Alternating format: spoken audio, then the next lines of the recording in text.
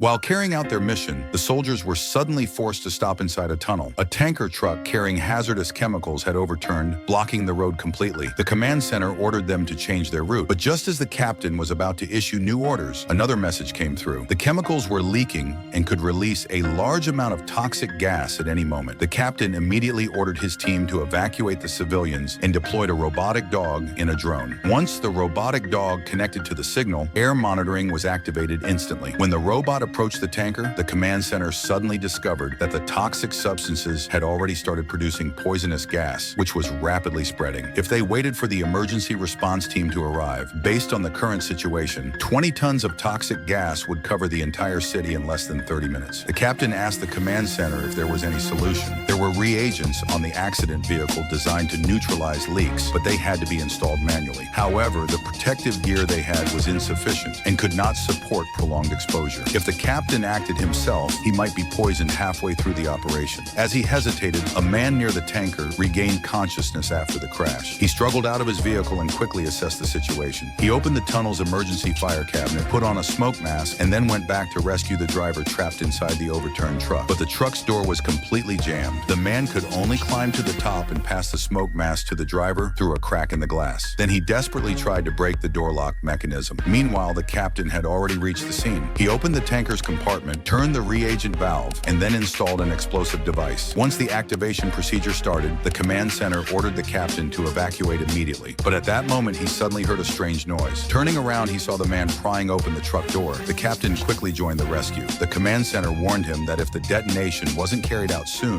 the reagent would lose its effectiveness. As the countdown approached 0, the captain asked the man for the crowbar. With his experience, he swiftly smashed the glass, then told the man to put on gloves and help him pull the door open together. The detonation countdown continued. Finally, the driver was rescued, but the three of them were still far from the tunnel exit. Everyone at the command center was worried, unsure whether they would survive. When the countdown ended, the surveillance feed was engulfed in thick smoke. Hearing no response, everyone assumed they had sacrificed their lives. Suddenly, the captain's voice came through the radio. Fortunately, it was a false alarm. After the crisis was resolved, the captain praised the man for his bravery. The man took out his military ID, thinking he would receive even higher praise. But instead, the captain knocked him down with a single kick.